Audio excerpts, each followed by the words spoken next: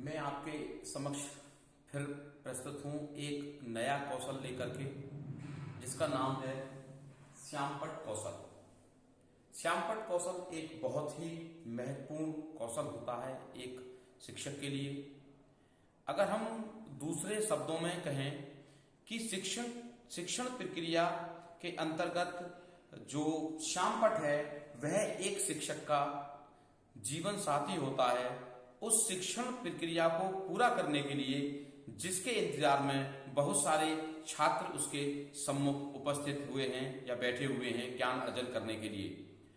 अगर एक छात्र के लिए हमें ज्ञान सही तरीके से देना है तो हमें श्यामपट्ट कौशल का बहुत ही सही तरीके से प्रस्तुतिकरण करना होगा। श्यामपट्ट कौशल एक बहुत ही महत्वपूर्ण कौशल है जिसके कुछ कंपोनेंट्स हैं। अगर हम इन कंपोनेंट्स का घटक का अगर सही तरीके से इस्तेमाल करेंगे तो हम श्यामपट्ट कौशल का अच्छी तरीके से प्रस्तुतिकरण कर सकते हैं अपनी कक्षा में, जिससे विद्यार्थियों को बहुत ही लाभ मिलेगा।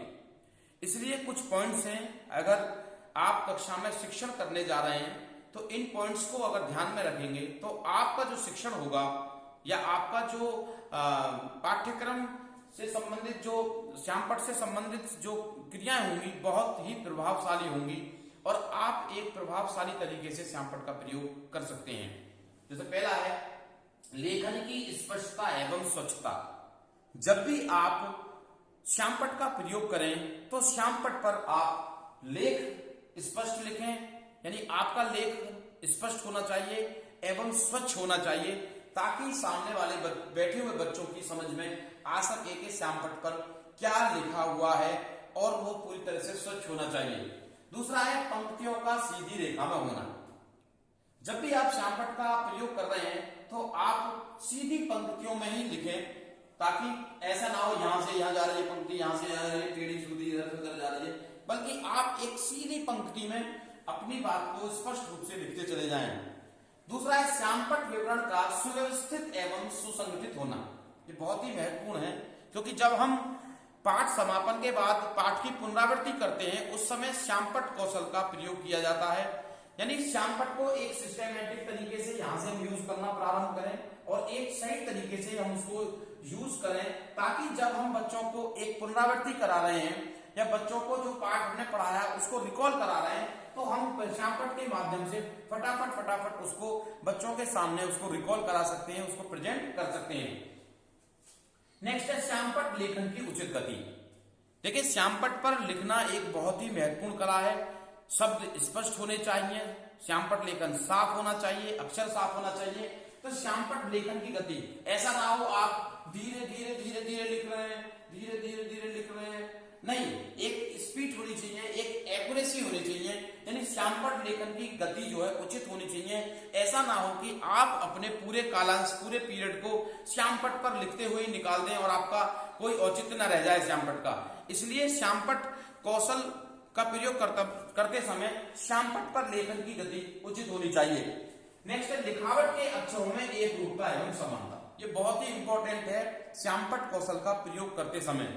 जो आप अक्षर बना रहे हैं उनमें एक रूपता होनी चाहिए और समानता होनी चाहिए। ऐसा ना हो कि आपने ब्लैक बोर्ड का प्रयोग किया और आपने अक्षरों को सही तरीके से नहीं लिखा। मान लीजिए, यानी एक शब्द जो है जैसे आप बिल्कुल एक जैसे लिख रहे हैं तो बिल्कुल एक से होने चाहिए। ऐसा ना हो एक वर्ण तो आपने बहुत बड़ा लिख दिया, एक छोटा लिख दिया, एक बहुत बड़ा लिख दिया, एक छोटा लिख दिया।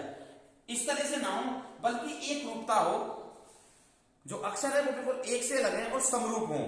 बिल्कुल जैसे लाइन में लिखवाते हैं बिल्कुल लाइन में ऐसे ही लिखे हुए हों, बिल्कुल इस तरीके से। ऐसा ना हो कोई शब्द बहुत बड़ा है, कोई बहुत छोटा है, कोई बहुत बड़ा है, कोई वर्ण छोटा है, कोई शब्द बड़ा। इसलिए पूरी तरह से क्या है, एक रूप हो और समानता हो, यानी शब्द एक से लगे। नेक्स्ट क्या है, पाठ विकास के साथ साथ श्यामपट्ट कार्य का विकास। ये उससे भी ज्यादा महत्वपूर्ण है। ऐसा ना हो कि पहले आप कक्षा में जाए श्यामपट्ट पर लिखना शुरू कर दें, नहीं, वो उचित नहीं है। बल्कि क्या है, जब आप कक्षा में शिक्षण कार्य कर रहे हैं उसके साथ साथ पढ़ाने के साथ साथ जो भी मुख्य बिंदु हैं या उसके साथ साथ ही आप श्यामपट्ट का भी प्रयोग साथ ही साथ करते चलें, तो उससे शिक्षण बहुत ही प्रभावशाली होगा। नेक्स्ट है मुख्य बिंदुओं को रेखांकित करना।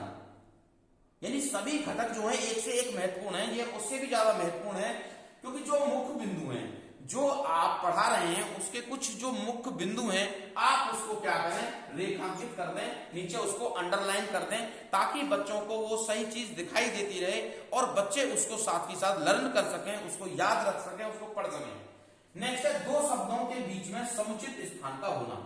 यह उससे भी बहुत ज्यादा जरूरी है कि जब आप शब्द लिख रहे हैं तो शब्दों के बीच में स्थान होना चाहिए। ऐसा ना हो कि शब्द आपस में मिल जाए, पता ही नहीं पड़े क्या शब्द बन रहा है। इसलिए शब्द के बीच में उचित स्थान हो, ताकि हम समझ सकें कि ये शब्द अलग है और ये शब्द अलग है, ये शब्द अलग है। इसलिए दो शब्दों के बीच में समुचित स्थान होना बहुत ही आवश्यक है, नहीं तो उसका उच्चारण ही हम नहीं निकाल पाएंगे, उसको समझ ही नहीं पाएंगे ये लिख क्या रहा है। नेक्स्ट है साफ, सुंदर एवं स्पष्ट चित्रों का बनाया जाना। ये उससे भी ज्यादा महत्वपूर्ण है।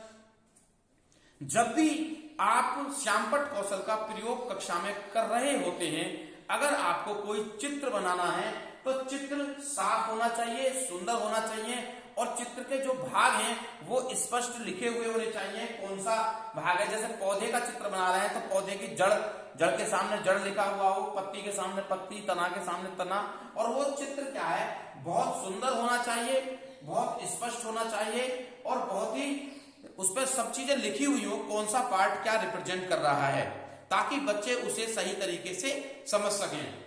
अगर आप इन मुख्य जो श्यामपट्ट कौशल के घटक हैं, अगर आप इन घटकों को ध्यान में रख करके अगर श्यामपट्ट कौशल का अपनी कक्षा में प्रयोग करेंगे तो मेरा मानना है कि आप अपने विद्यार्थियों को अच्छी तरीके से ज्ञान दे सकते हैं और अपने शिक्षण को भी प्रभावशाली बना सकते हैं। धन्यवाद।